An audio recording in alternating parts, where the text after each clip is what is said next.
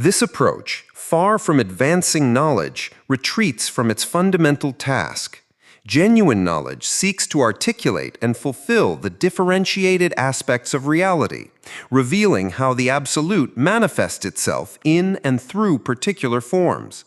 It recognizes that the absolute is not a static sameness, but a dynamic process that sustains and reconciles difference within a higher unity.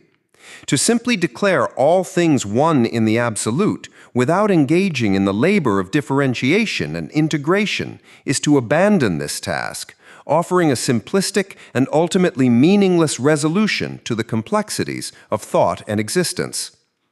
The claim that all is one in the absolute ignores the necessity of mediation, the process by which distinctions are not erased but preserved and sublated within the unity of the whole.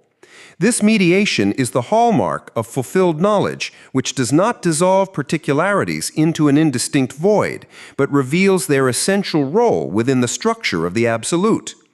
The richness of the absolute lies precisely in its capacity to encompass and integrate difference, demonstrating that unity is not the negation of diversity, but its higher realization. The naivete of empty cognition, by contrast, bypasses this process entirely. It mistakes the absence of distinction for the presence of truth, reducing the absolute to a barren uniformity.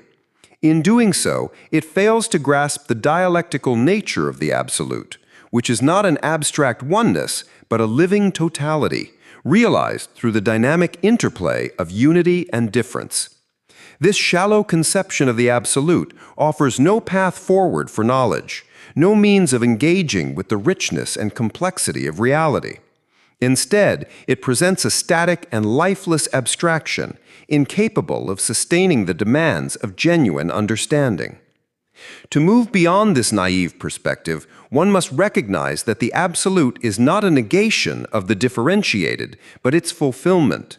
The true absolute is the unity that arises through the articulation and integration of distinctions, where every particular finds its place within the whole. This is not the sameness of an undifferentiated void, but the coherence of a dynamic and living system. Fulfilled knowledge does not retreat into the night where all cows are black. It illuminates the distinctions, revealing their necessity and their role within the totality of the absolute. The formalism that recent philosophy has so vehemently decried and scorned, criticizing its inadequacies and limitations, nevertheless continues to reassert itself within the domain of philosophy itself. Despite the recognition of its shortcomings and the growing dissatisfaction it elicits, formalism persists, finding new expressions and subtly reproducing itself within the structures of thought. This resilience of formalism is not merely an intellectual oversight or failure of critique. It is rooted in the deeper, unresolved issues concerning the nature of absolute reality. Until philosophy achieves a clear and comprehensive understanding of absolute reality, its essence, movement, and dynamic unfolding, formalism will remain an enduring feature of science and thought. Formalism arises from a tendency to impose static forms and abstract generalities onto reality without engaging with the dynamic and self-differentiating nature of the absolute. It substitutes rigid frameworks and predefined structures for the living, self-generating process of thought.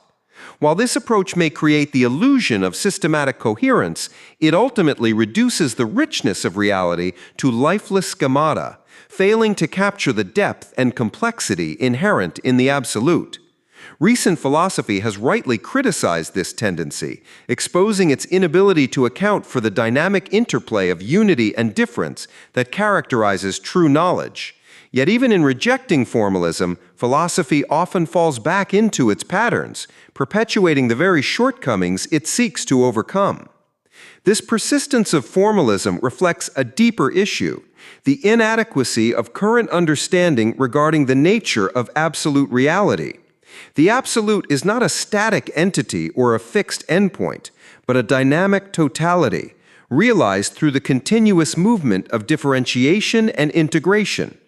To grasp its nature requires a mode of thought that is itself dynamic, capable of engaging with the contradictions and transformations that define the unfolding of reality. Formalism, with its reliance on static forms and external impositions, is fundamentally at odds with this requirement. Yet without a clear understanding of the absolute, thought repeatedly reverts to formalism, mistaking its static frameworks for genuine comprehension.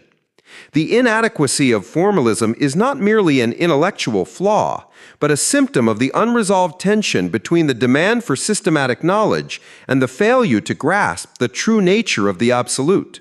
This tension creates a vacuum that formalism fills, offering the appearance of order and coherence in the absence of genuine understanding. Until philosophy addresses this underlying issue, until it becomes fully clear about the nature of absolute reality, formalism will continue to reassert itself, shaping and constraining the development of science. To overcome formalism, philosophy must embrace a mode of thought that is both rigorous and dynamic, one that recognizes the absolute as a living process rather than a static structure. This requires a shift from the imposition of predefined forms to the articulation of forms that emerge from the inner necessity of the content itself. The absolute must not be treated as an object to be categorized and contained, but as a totality that unfolds through the self-determining movement of thought. Only by aligning the method of inquiry with the nature of the absolute can philosophy transcend the limitations of formalism and achieve the clarity it seeks. The persistence of formalism, despite its recognized inadequacy, serves as a reminder of the work that remains to be done. The critique of formalism, while necessary, is not sufficient. It must be accompanied by the development of a more adequate understanding of the absolute. This understanding cannot be achieved through external critique alone, but requires the labor of thought, the dialectical engagement with reality that reveals the absolute as both unity and difference, as both form and content. Thus, the disappearance of formalism from science and philosophy depends not on its rejection, but on its transcendence. This transcendence can only occur when philosophy becomes fully clear about the nature of absolute reality, recognizing it not as a static endpoint, but as a dynamic process of becoming. In this clarity, formalism will no longer find a foothold, and science will be free to realize its potential as the living expression of truth. Insofar as the general idea, when presented before the detailed execution of its development, facilitates comprehension of the latter, it is indeed helpful to provide a preliminary outline of its structure and intent. This initial articulation serves as a guiding framework, allowing the reader or thinker to orient themselves within the complexity of the forthcoming exposition. Such an outline acts as a scaffold, offering a sense of the whole even as the particulars remain to be worked out in detail. It provides a lens through which the movement of thought can be understood, preparing the way for a deeper engagement with the unfolding of the idea. At the same time, this preliminary indication serves an equally important purpose. It provides an opportunity to confront and remove certain habitual forms of thought that obstruct philosophical understanding. These habitual forms, often ingrained in common consciousness and reinforced by uncritical patterns of reasoning, can act as significant barriers to the comprehension of speculative ideas. They confine thought within familiar but limited frameworks, making it difficult to grasp the dynamic and self-differentiating nature of philosophical concepts.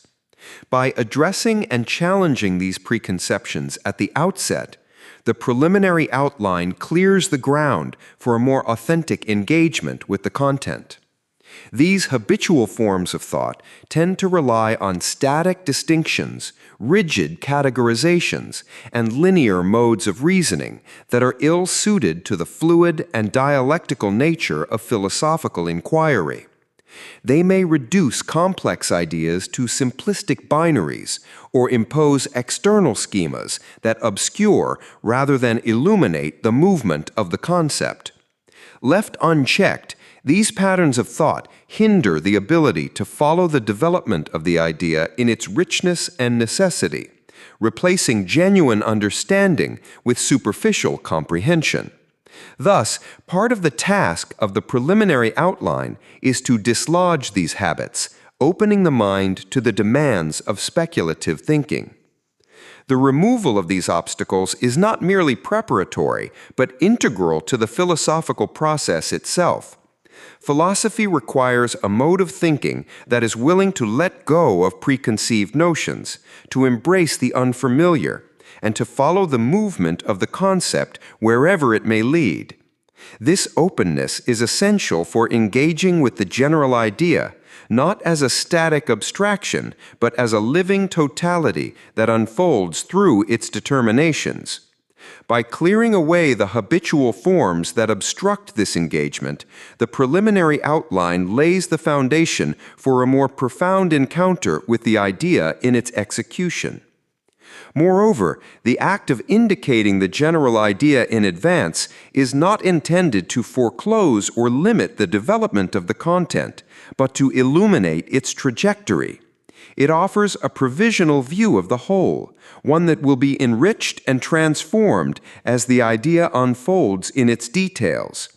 This rough outline is not the final word, but the first step, a point of departure that invites the reader to participate in the labor of thought.